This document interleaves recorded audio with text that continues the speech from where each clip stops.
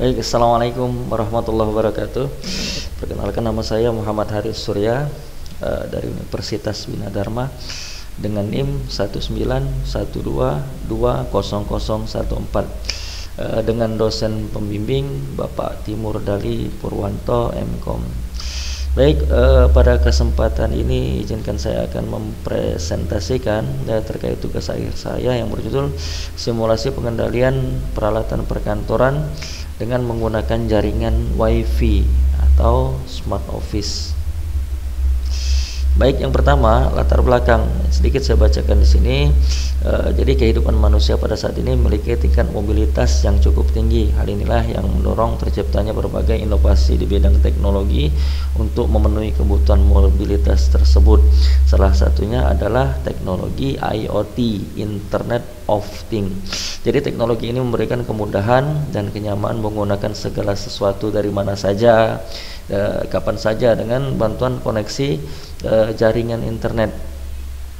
Seterusnya, salah satu pengaplikasian IoT ini bisa diterapkan di gedung atau perkantoran ataupun dalam skala kecil seperti rumah kita, rumah pintar ya.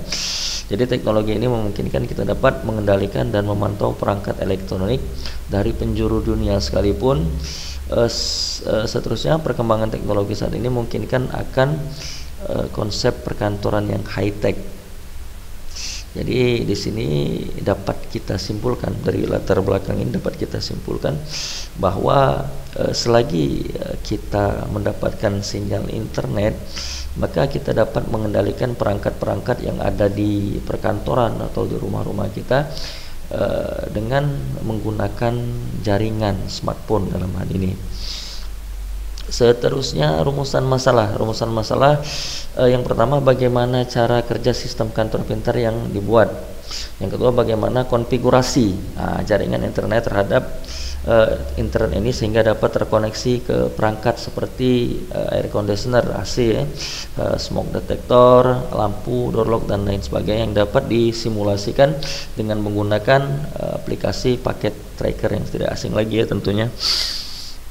Oke, seterusnya untuk tujuan penelitian sendiri yakni adalah bagaimana cara seperti tadi mengkonfigurasi akses jaringan yang berbasis IoT ini sehingga memberikan kemudahan kita pengguna ataupun dalam perkantoran seperti karyawan dalam mengontrol, memonitoring peralatan serta perangkat yang ada dalam kantor. Dalam hal ini tempat saya magang kemarin yakni PT Brikasa melalui simulasi paket tracker nantinya.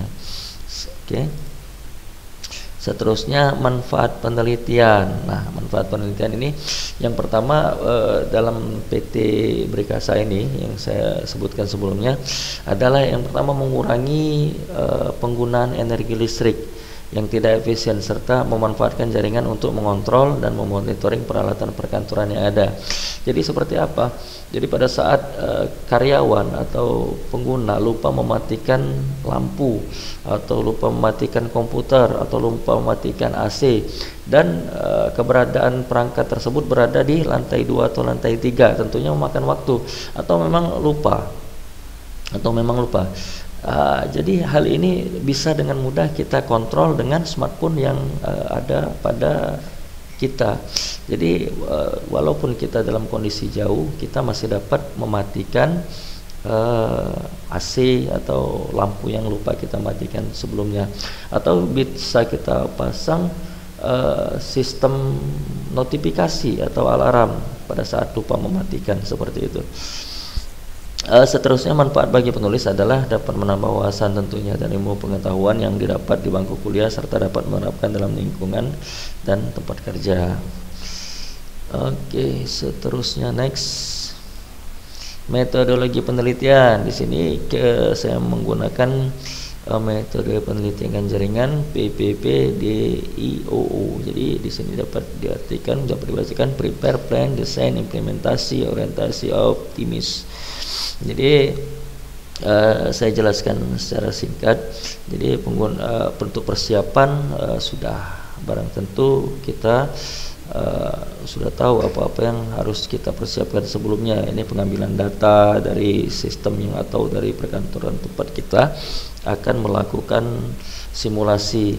Seterusnya perencanaan. Fase perencanaan mengidentifikasi jaringan berdasarkan tujuan, kualitas, kebutuhan pengguna. Fase ini mendeskripsikan karakter suatu jaringan yang bertujuan untuk menilai jaringan tersebut. Oke. Seterusnya desain, kita bentuk atau kita gambarkan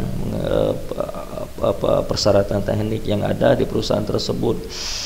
Jadi kita gunakan dari kondisi sebelumnya, kita spesifikasi desain jaringan yang bersifat komprehensif dan terperinci yang memenuhi persyaratan teknik dan bisnis. Selanjutnya implementasi. Pada fase ini peralatan baru dilakukan instalasi konfigurasi yang disimulasikan dengan kali ini dengan menggunakan software paket tracker tentunya. Fase operasional adalah pengujian jaringan yang apabila simulasi ini sudah selesai. Seterusnya optimalisasi, yakni pemantauan kinerja dan kegiatan-kegiatan jaringan IoT yang diselesaikan. Dari hasil kegiatan tersebut dapat diambil hasil pengujian untuk kemudian dibahas dalam pembahasan untuk mengoptimalisasikan kinerja jaringan IoT. Oke, sudah cukup jelas. Oke, selanjutnya ini adalah gambaran umum PT Brikasa tempat saya magang kemarin. Jadi PT Brikasa ini berdiri pada tahun 1987 dengan model yang ditanamkan oleh Yayasan Kesejahteraan Karyawan PT Pusri atau YKKP. Jadi PT ini berpengalaman di bidang perawatan pabrik, perekayasaan proses dan penyediaan peralatan serta adanya bengkel otomotif. Jadi secara singkat saja saya jelaskan. Seterusnya landasan teori. Ini landasan teori menurut para ahli bahwa smart office ini adalah suatu upaya untuk meningkatkan pemakaian sumber daya yang ada secara efisien. Hal ini bertujuan untuk menciptakan lingkungan perkantoran yang ramah dan nyaman bagi karyawannya. Sementara untuk Internet of Things atau IoT sendiri adalah suatu struktur di mana suatu objek orang memiliki identitas eksklusif dan kemampuan untuk memindahkan data melalui jaringan tanpa perlu interaksi seperti manusia dengan manusia atau interaksi manusia dengan komputer, seperti itu.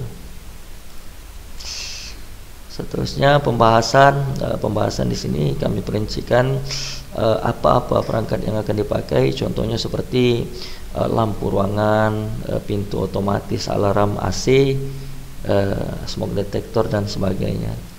Oke, ini seperti inilah topologi yang dibuat. Jadi di sini menjelaskan satu smartphone ini dapat mengendalikan semua perangkat yang ada di sini dengan menggunakan jaringan internet seperti AC, lampu, kipas angin, ya, ada smoke detector, alarm.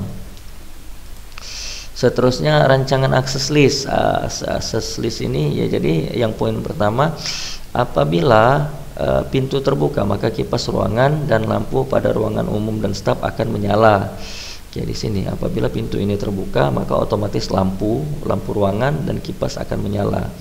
Seterusnya yang kedua, apabila smoke detector mendapatkan asap ruangan pada kondisi di atas 0,17 maka alarm akan menyala dan kipas otomatis hidup. Jadi pada saat di sini terjadi kebakaran atau di sini ada asap dengan nilai 0,17 maka otomatis kipas akan menyala dan alarm akan berbunyi.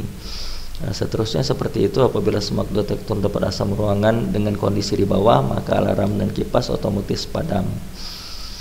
Baik, jadi kesimpulannya hasil pembahasan ini smart office dapat melakukan pengontrolan terhadap peralatan elektronik kantor. Ya, jadi memberikan kemudahan bagi perkantoran seperti itu.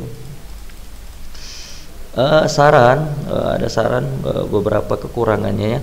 Ini saya bacakan, salah satunya adalah di kondisi abnormal seperti pemadaman listrik. Pada saat mati lampu, listrik padam maka jaringan internet akan terputus. Nah, jaringan ini adalah yang menyebabkan koneksi terputus dan kita tidak bisa mengendalikan secara langsung, seperti itu. Baik, itu saja yang dapat saya sampaikan. Semoga bermanfaat. Wabillahi taufiq wal hidayah. Assalamualaikum warahmatullahi wabarakatuh.